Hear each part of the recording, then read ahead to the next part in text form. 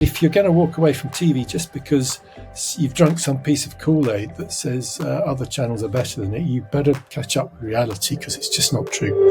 Marketing Architects. Hello, and welcome to the Marketing Architects, a research-first podcast dedicated to answering your toughest marketing questions. I'm Elena Jasper.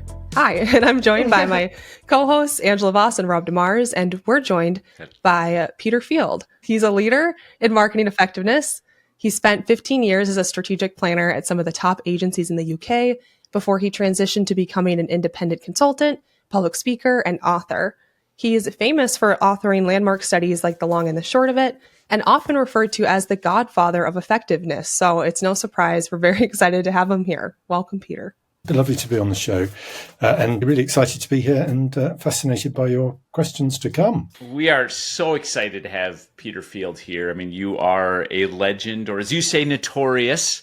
Your words, not mine. And it's really easy to find stuff out about you online as it relates to marketing. But as it relates to your personal life, it was really hard to find anything. In some ways, you might say, Peter, I failed at my field research. I'm sure you've never heard that one before. So my question for you is, since everyone knows you from the marketing realm, what's a personal factoid that people wouldn't know about Peter before we go into this? Not everyone knows I've been fired twice from agencies. That's really why I kind of started on my own. You know, I think you reach burnout with agencies, and there comes a point when you're just not prepared to toe the company line, I guess, anymore, or you just don't believe in it anymore, and you just feel you've got your own stuff to say and your own views on how things should be done. So I kind of think I outlived my lifespan in the creative agency. So the last time I was fired, I thought, it's not going to happen to me again. The only way I'm not going to be fired again is if I don't work for another agency again. So I started out on my own, and that was more than 25 years ago now. Yes, I really am that old. People think I had some stellar, super successful career. I had some great times of work for some great agencies. I'm very proud of the stuff I did. But at the end of the day, I got fired twice. So that's the way it goes. Clearly, you were meant for more. Obviously, you've only gone up since then, so it was a good path. Hopefully. I was going to say, their loss is our gain, so it all worked out. Well, we're very excited to have you here, and today we're going to talk about our thoughts on some recent marketing news, and again, always trying to root our opinions in data research and what drives business results. But before we get into our interviews, I like to tee things up with an article or piece of research, and I found an article about your work that I wanted to start with.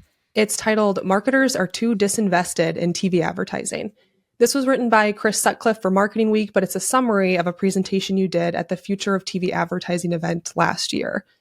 In that presentation, you argued that TV remains one of the most effective channels for advertising, despite marketers underinvesting in it compared to digital. You emphasized that while platforms like YouTube can capture short-term attention, TV delivers significantly longer periods of active attention, particularly with 30-second ads.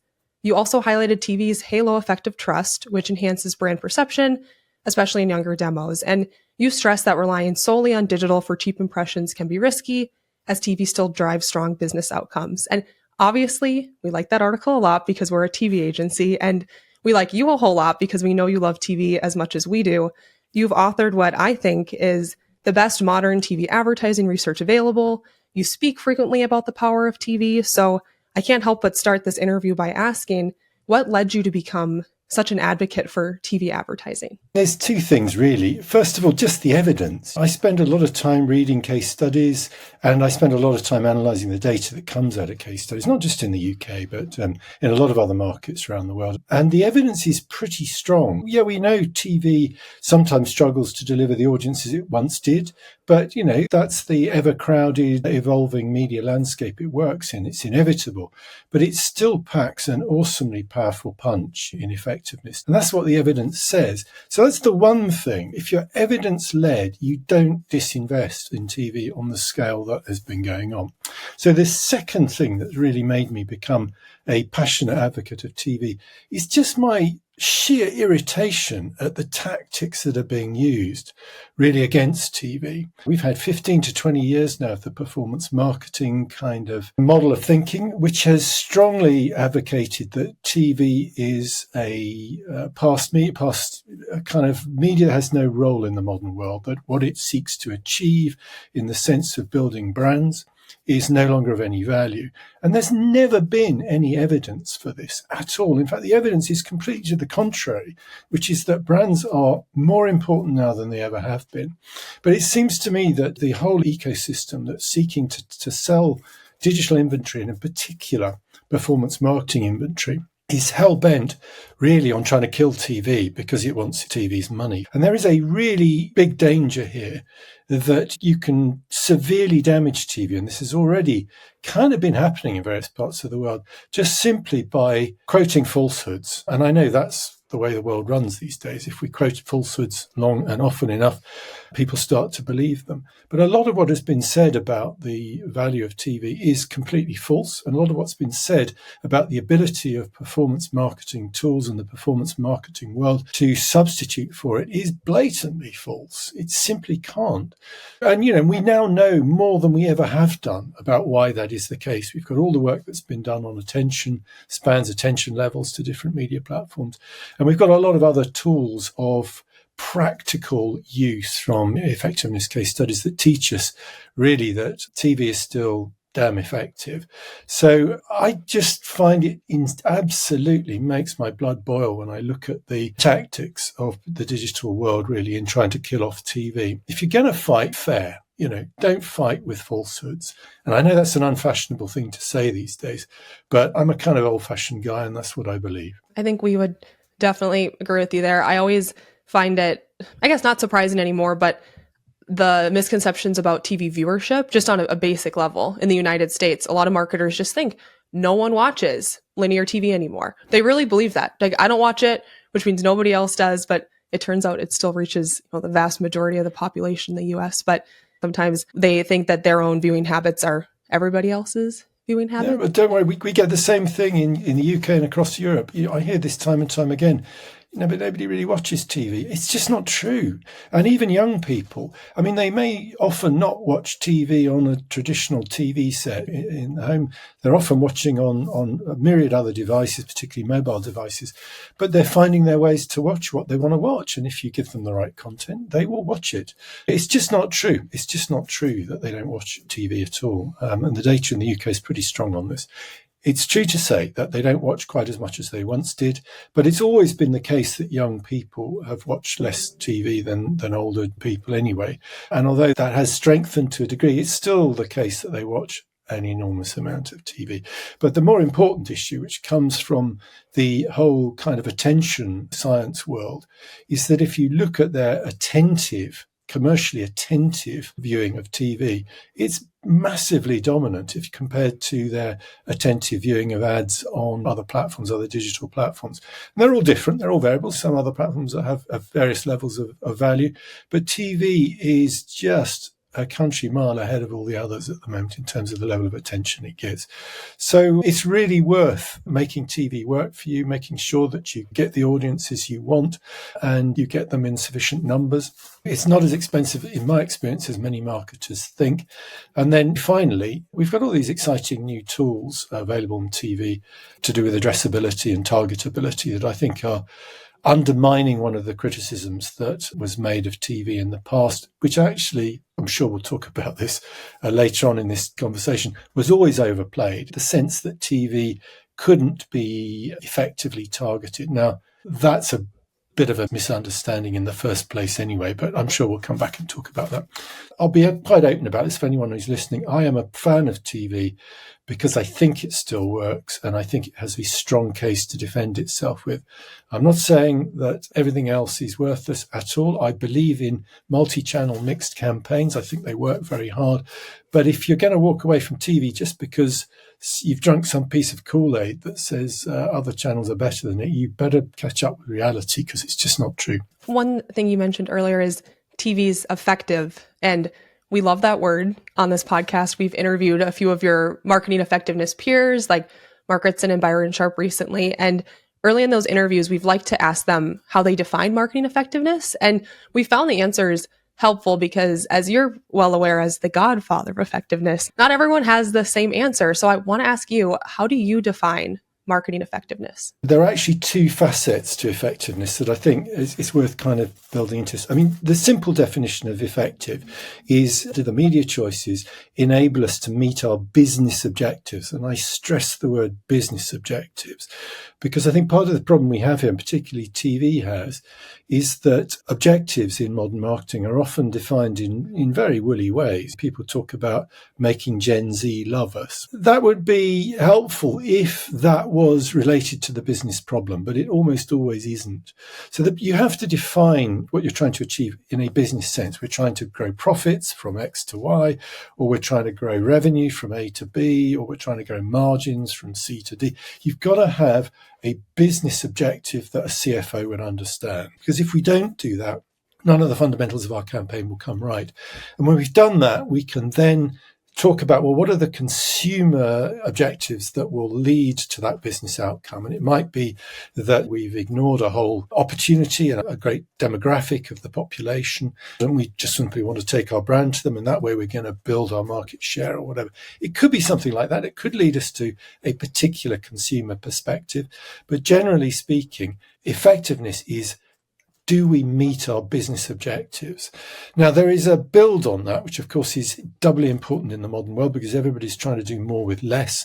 And that is the efficiency with which we do it. And I think efficiency and effectiveness have become conflated for understandable reasons, because most businesses, at least the ones I work with, maybe I picked the wrong ones, are resource constrained. They do not have the budget. They don't have enough money really to meet their goals. So what they're having to try and do is to get a bigger bang for their bucks than their competitors. They're trying to make sure that every dollar they spend achieves not just X, but 2X or whatever, get more out of it. So you get in very quickly when you go down the effectiveness road, you get into the issue of efficiency and how can we get more for our money. And that, of course, I entirely understand. I've always been very wedded to that idea. I don't just want to make my clients effective. I want to make them more effective than their competitors, because that way you strengthen their business and you ensure that they've got advantages that will keep them there.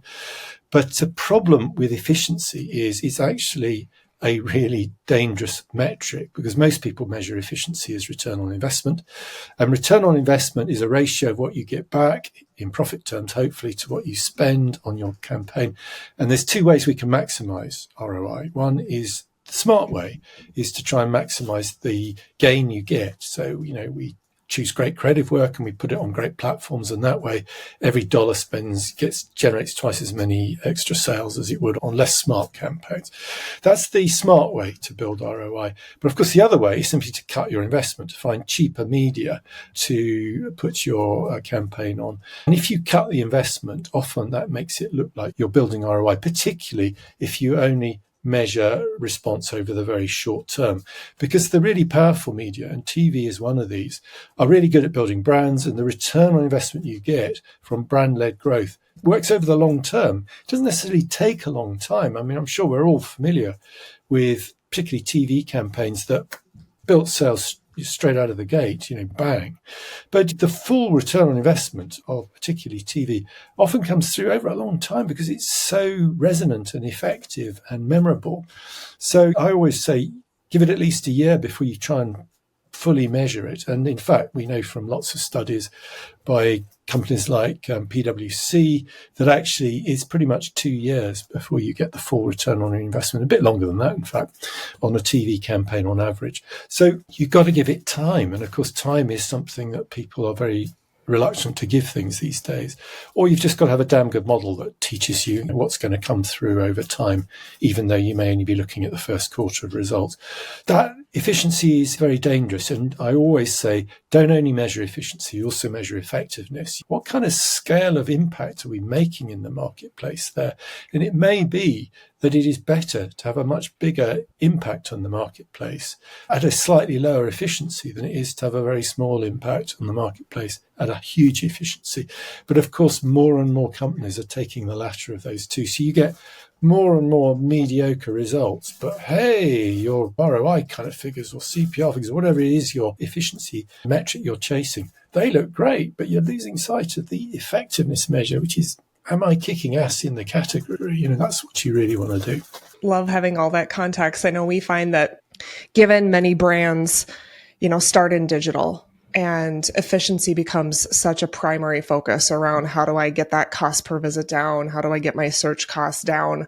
Then they come into television, a channel that holds such immense power and opportunity, reach, etc. And so they find themselves torn between that efficiency and effectiveness and needing to kind of shift that mindset to what is going to be that lever for growth. So echo some of your sentiments there. I want to talk about the catalyst for us as an agency into this world of marketing effectiveness was the long and short of it. It really started our agency's journey in this space. We came across it in, was roughly probably 2016.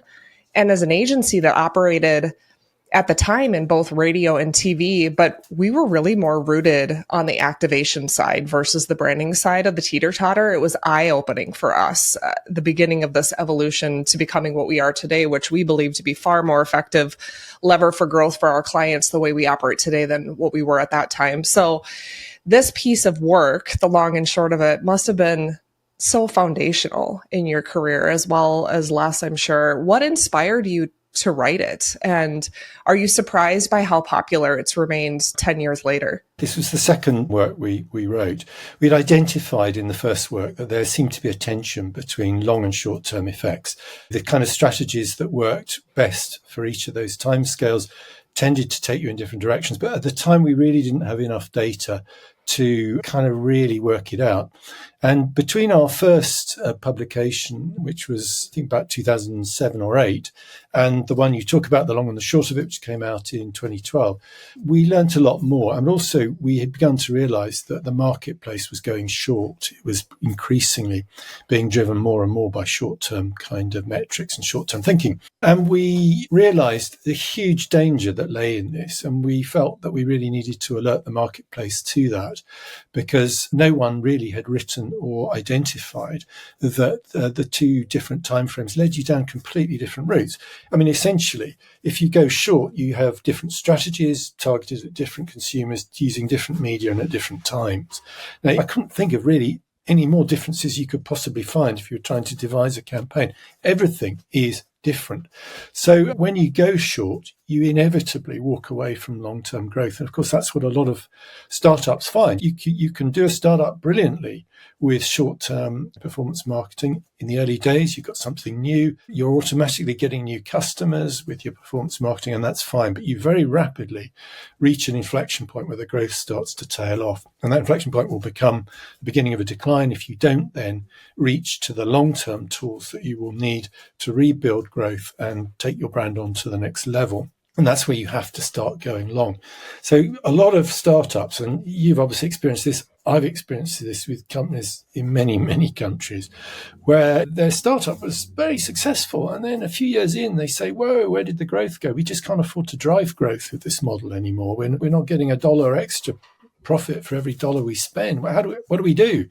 And so that's when you have to start understanding how long grows and it grows business. So it was that understanding, I think, that alerted us to the need to tell the marketplace.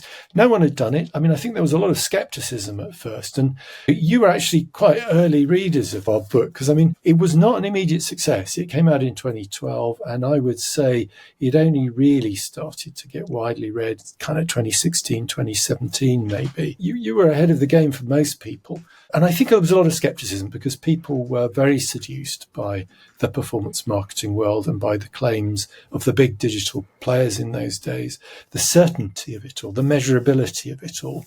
So I think there was a reluctance to listen. But I think as that decade wore on and more marketers started to realize there was a problem with the performance marketing model on its own, then I think it started to take off. And Mark Ritson was also very helpful. He picked it up and in his charming and understated way helped us get it well known around the world.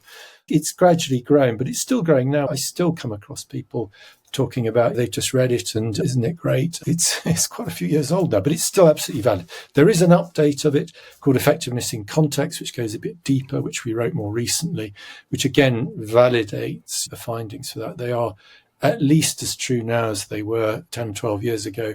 I would argue they're getting more and more true and more important, that you absolutely have to have a strong brand as well as exploiting that with bottom of funnel sales activation stuff. You have to do both. We've never said it's one or the other. We've never said smart brands should make the choice and run with it. You do both as a smart brand, because if you're not building demand and interest in your brand, your performance marketing will start to tail off over time very quickly. And you won't get the maximum benefit of your investment in brand if you don't do the performance marketing piece. So I think Mark Ritson calls it the and approach. It's the long and short of it. And he's right. If we didn't make that clear in the first place, I hope he's done it for us. And if not, I'll send him round to beat you up.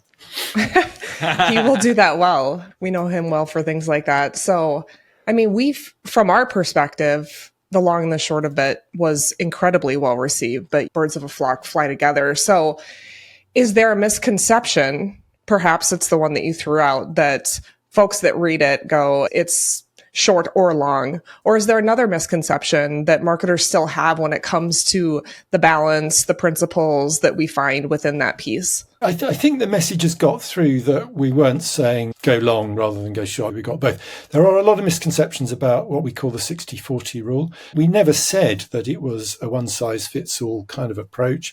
Initially, we said we know there will be variations. We didn't have the data to mine that, so we did that more recently in effectiveness in context, and we have found some reasonably wide variations, and it's in the sweet spot between brand and activation. So just to be clear, the average sweet spot is 60% of budget on brand and long-term, 40% on short-term performance marketing.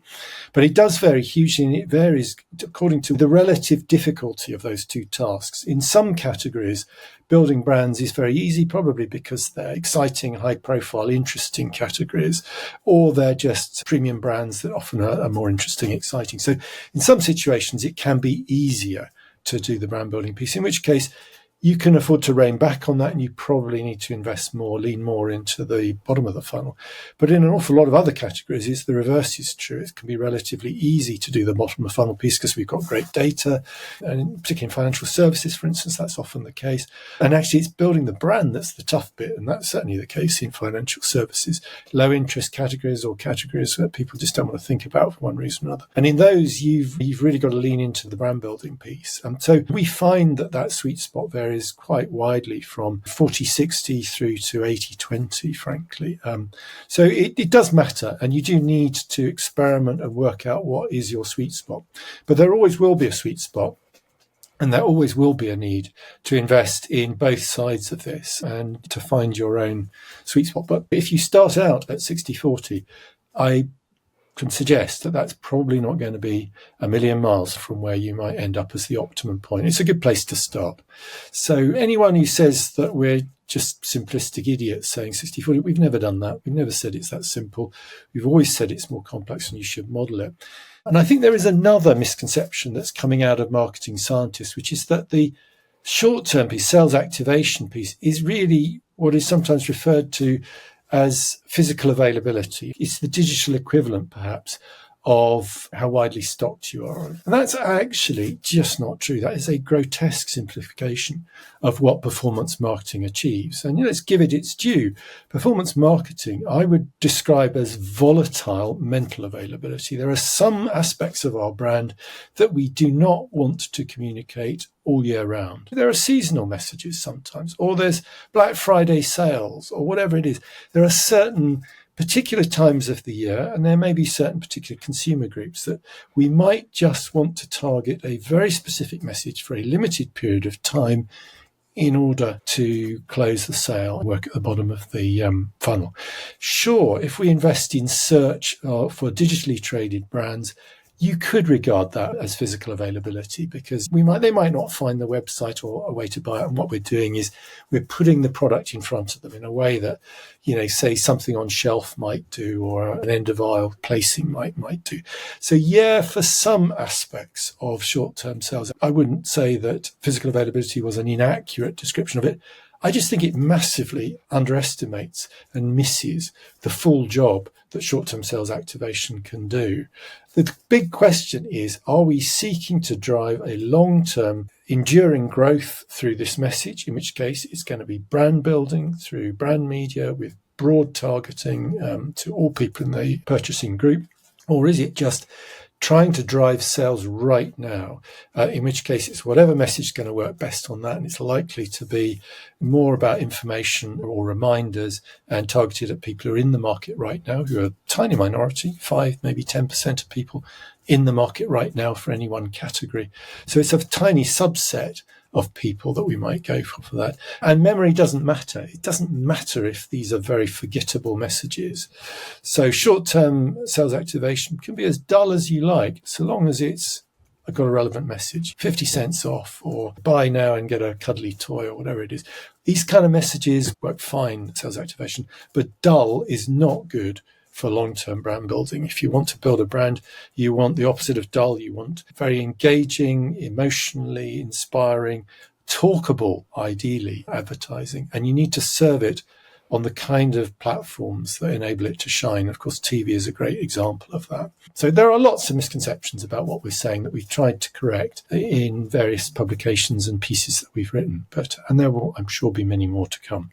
Well, I think we appreciate, even if it's not a one-size-fits-all, putting out some sort of a 60-40 guideline, I still think is helpful. And you've published a lot of helpful research that I was kind of snooping around online. The earliest piece I found was Marketing in the Era of Accountability in 2007. It sounds like maybe that helped inspire the long and the short of it. But you've been publishing research for a while. You mentioned in the intro a little bit about this, about why you moved from an agency to this independent role as a consultant, a speaker, and author. But was there anything else that kind of motivated that, or was it that simple as I want more independent job security? I certainly felt that I could achieve a lot more as an independent who could speak my mind and tell the story as I saw it rather than as perhaps others wanted me to tell it. So, yeah, no, that was a big part of it. And I prepared the ground by developing the database, the effectiveness database that started this all off, which is the UK IPA effectiveness database. I built, with the help of the great and good of the time, I interviewed a lot of very, very seminal thinkers at the time to explore what kind of data we needed to capture. So I kind of built it, more than 30 years ago now. And we had to wait until it had reached a point of maturity where you could mine it. And I felt that there was a huge opportunity. So that was, really my big inspiration to say, look, just get on and do this, Peter, or someone else will do it first. So I've been mining that ever since. And it's a great database. It's spawned lots of others. And that's great. The Australian database equivalent is great. The Canadian one is coming on great. And there are others coming on around the world. So it's introduced a really productive strand of kind of marketing science, if you like, or at least marketing research that complements the academic stuff that's out there. Academic stuff, I'm a huge fan of. I think a lot of great academic work been done on effectiveness. But academic work has its limitations. Not making rookie mistakes. It'll take you to being basically effective. But if you really want to achieve excellence, then I think you have to start looking at practical practitioner experience, case studies of great success. And often the tricks and tools that are used in these great case studies are not universal. So they don't generalize in an academic sense. So you're probably never going to get an academic coming out and saying, do you know what? You can achieve amazing things if you break a few rules. Of course, that's what a lot of great case studies do. They found a way to break a rule, and that gained them an awful lot of extra visibility and traction in a marketplace. But academic research generally doesn't take you to that level. It stops you making dumb mistakes, and for that it's hugely valuable, but it won't take you to excellence. So I think this is what we've unlocked with this kind of study, the long and the short of it, Marketing in the Era of Accountability. We've unlocked the potential for effectiveness databases that are based on, if you like, data from the world of excellence. And I know a lot of people criticize that and say, well, it's not typical. There's a simple response to that. Who would you sooner learn from? Somebody who got it right or somebody who got it wrong? It's absolutely wrong to say that you can't learn from case studies of effectiveness, because they come in all shades of effectiveness. There are some that are more than others, and we can learn an enormous amount by comparing those. So I'm a big fan of practical in-market effectiveness case studies, because there's an awful lot of problems that marketers encounter of a very practical nature, and learning from how you conquer those is hugely valuable. And the most obvious one of those is, I ain't got enough budget. Marketing science will tell you, well, you just need the right budget. If you've not got the right budget, then you're not going to grow. But there are often workarounds, and it's helping to find those workarounds that I think is so valuable. Yeah, I'm so glad you mentioned that because that's something I wanted to talk about with you today, which is the kind of state of marketing research. And we really appreciate the research you do. And you've partnered with the IPA and WARC, and we found it really valuable for speaking to our clients. And we've even published some of our own data on TV and effectiveness. And it does bother me when people critique any research that comes from a vendor or our firsthand experience. I'm thinking there's not that much TV research out there. We're just trying to share like some of what works. And sure, it's not in an academic context, but I don't think that means that it's not valuable and maybe you need to be more skeptical. But I'm glad you mentioned that because it's made me almost nervous sometimes about sharing things because I just know the critiques are coming that, well, this wasn't done in this way, and that can get frustrating. No research is perfect, and it never will be. There will always be criticisms that be levied. And often, people look at the work that Les and I do and say, but it's sponsored research. Well, actually, it's sponsored by ThinkBox, which is the TV organisation, a marketing group in the UK, and Google. Now, they have very different points of view. And we deliberately set out to get that kind of diversity of sponsorship because, in many ways, they're potential biases. And I promise you, Les and I are very difficult people to bully when it comes to findings. We are not bullied. We do not follow the money when it comes to this. And we've made it quite clear to them if they don't like what we have to say, then just withdraw the sponsorship. It's as simple as that. But, there is value in that. And they've continued to sponsor, even though both on ThinkBox's point of view and Google's point of view, we've often said things that they didn't like. But on balance, they felt that we were making a positive contribution to the world of marketing. And bless them both, they've stuck with us, even though we didn't always say what they wanted us to say. So look, it's a bit of a cheap jibe, I think, in my book to say they've got money behind them. I mean, everyone has money behind them somewhere because they wouldn't be able to afford to do the research. It's a question of, do they have the professional integrity to rise above any pressures that might put on them? And I promise you, Les and I are pretty ugly people when it comes to that kind of scrapping. There will always be critiques. I know we'll hear things like, what the IPA has done. Well, it's done overseas. The consumers of the brands are different over there. If we get past that, then it's data from an industry that my brand's not in. It's just like there's this resistance to acceptance. You touch on an interesting issue then, and I think if you speak to any European who has experience of working with US businesses, I think there is a very strong perception in the US that data from overseas has no value in the US, which I just simply don't understand. We regard findings from anywhere in the world as valuable and helpful for us. I think it's one of the reasons why and how we keep our marketing thinking smart in the UK, because we're prepared to learn from anyone. And I would say an awful lot of the brands that I study in the UK and across Europe are owned by American businesses. And the ones I admire, whether they're Procter & Gamble brands or Mars brands, they're owned by US businesses and follow kind of models of thought that either emanated from the US or are widely followed in the US. So, come on, guys, grow up. No market on this planet has a monopoly on wisdom. Everyone is capable of genius from time to time. Right. And we should just learn from it, for heaven's sake. While you're on that, if you just want to go a little further, what do you think about how the U.S. is handling marketing? Because there's certainly been some, some snarky comments. I know what you're referring to. Yeah, look, Mark Ritson has been very critical. And, I don't entirely share his criticism because I've been lucky enough to work with some very smart US marketers and some organizations. Some of the ones I've already named as good examples of that, which I think are really, really smart and know vastly more about marketing. So I don't certainly regard US marketing as kind of behind the pace, as Mark says. There is perhaps, I would say, a very long tail of fairly mediocre marketing, particularly in the US. And there is in the UK as well. It's perhaps a little bit longer in the US.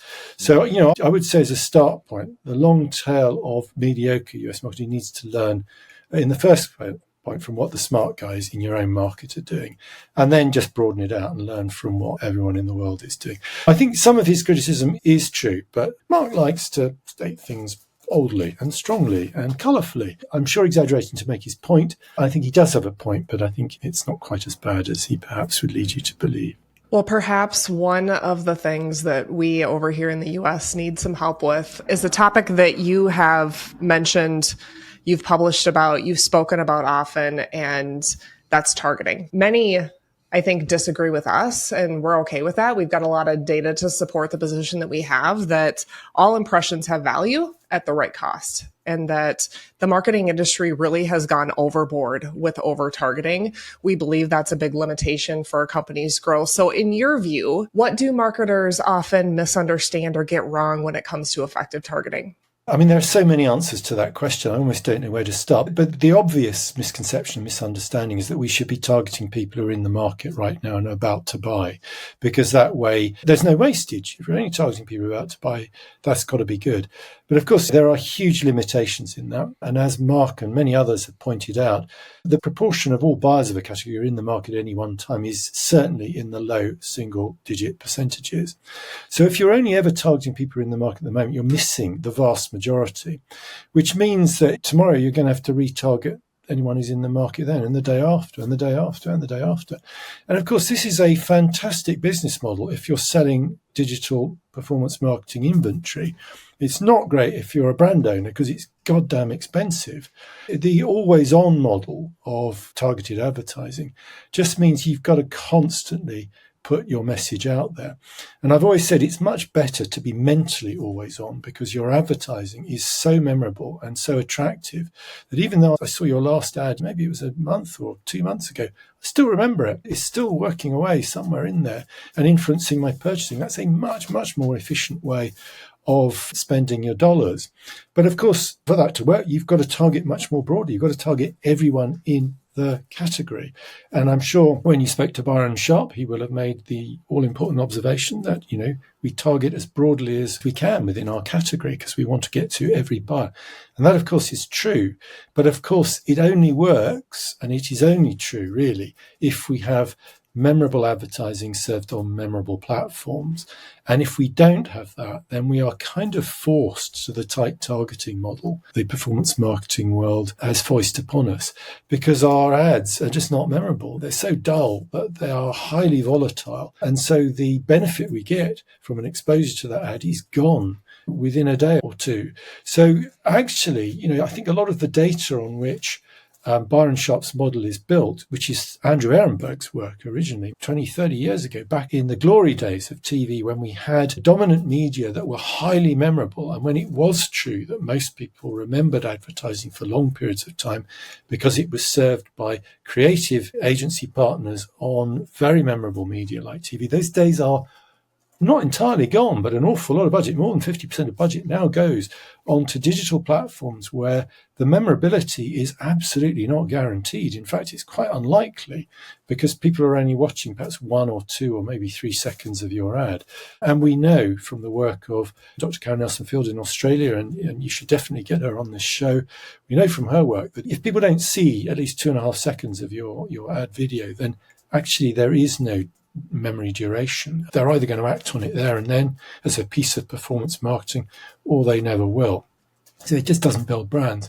So, you kind of get forced into this self-fulfilling prophecy of developing short-term ads for short-term media. But of course, the quid pro quo of that is frequency suddenly becomes very important. And that is what the new kind of attention data is beginning to say, that there is a massive frequency cost for going short, going dull. We have to be always on. We have to keep serving our ads because otherwise no one's going to remember them.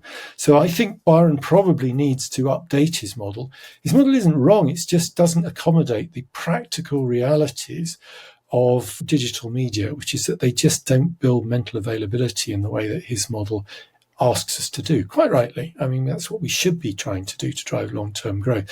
But if you're spending half your budget on media that really only drives short-term response, then I'm afraid you're going to have to go down the frequency route. And I'm not advocating it for one moment, but that's the reality of it. It is much smarter to invest your money in creative, memorable advertising served on memorable, viewable, attentive platforms like TV, and to build mental always-on kind of presence rather than physical always-on, I would argue. But hell, it's a long battle to win that argument, and I wish you guys well. Yeah, I think we've also talked a little bit, you're right, there's so much to cover with targeting, but if you start going down the rabbit hole of just digital targeting in general, are you even reaching a human or the person you think, and how much is that third-party data costing? I know we could talk about that, but I always find that a little scary when you start to really dig into how many of your digital ads are actually seen by a person. It's crazy. But of course, the other thing, we haven't really talked about this very much, but a lot of targeting briefs are coming from a really kind of what I will politely describe as fluffy thinking. I often read case studies saying, well, we're targeting Gen Z or we're targeting some other kind of slightly bogus consumer group. Well, look, aside from the fact that is pretty dumb thinking in the first place, I just think it leads to poor media thinking every bit as much as it leads to poor strategic thinking. You've got to get back to the basic business task you're trying to achieve. And targeting tight demographic groups usually doesn't make sense. It would only make sense if they were the only people who bought your brand. And I don't know many brands that are only bought by very small, tight demographic groups. And if they start out that way, then they soon broaden out. And that will be important to their growth anyway. So look, targeting, wildly overplayed and over-exaggerated. Waste, in many ways, is good anyway, because I may not be buying now, but if I'm hearing it from my peer group in one way or another, and everyone is talking about this brand, then that ultimately will influence me. But it also brings lots of other benefits. Commercial success isn't just about closing the sale, isn't just about volume sales. A big part of the success of many high-flying case studies is the impact they had on pricing power. And this is wildly underplayed and ignored by marketers. Because, if you can just squeeze an extra cent or two onto a sustainable retail price of your product or service, that's money in the bank. Charging an extra cent or two isn't going to cost you anything. It's going to go straight to the CFO's bonus pool. It's brilliant. Why don't you want to do it? And we absolutely know, despite people who doubt this, that powerful brand building advertising strengthens pricing power. Our brand becomes less price elastic. It becomes less susceptible to whether we're 10 cents cheaper than the other or not. And we can just nudge our pricing up a little bit. And there's lots that you'll miss if you don't look for these broad effects that come from broad targeting. Angela got excited when you said pricing power. We're fans of talking about that. Especially during a time where over in the US here, we've been dealing with lots of inflation and folks concerned about the economy. And so what might happen and how do you retain that pricing power if it goes south in a way that we don't all want it to? You bring up waste. We like to think of waste as what we call effective spill. How do you make that effective spill? If I have a brand need and I'm going to send my husband to the grocery store to go pick up whatever we need as a family, I certainly don't want him getting into the aisle and looking at the shelf and going the non-brand version. Or brands don't want that for sure. So there's a lot of ways, I think, for brands to be thinking more broadly about the impact that they can have and the amount of consumers, the broadness of consumers that can be effective for their growth strategies. Love what you've had to share. Absolutely. And I think we're all in the same boat on this one. We've all had a pretty bruising time in terms of price inflation, and a lot of consumers are in degrees of pain over this. But, the answer to a brand marketer is not to start slugging it out over pricing with our competitors and drawing attention to all of that. In a competitive market, you're going to have to be competitive on pricing, but the extent to which that means you're going to have to cut your price is very strongly influenced by the extent to which you've defended your brand. So you've just got to do it. And if consumers are beginning to doubt whether it's worth paying an extra 50 cents for your brand over your competitors, then you're going to have to strengthen the appeal of your brand to them. You're going to have to strengthen their respect, their admiration for your brand, and their kind of emotional connection to it, the extent to which they want it because they like it and they like what you say and what you do.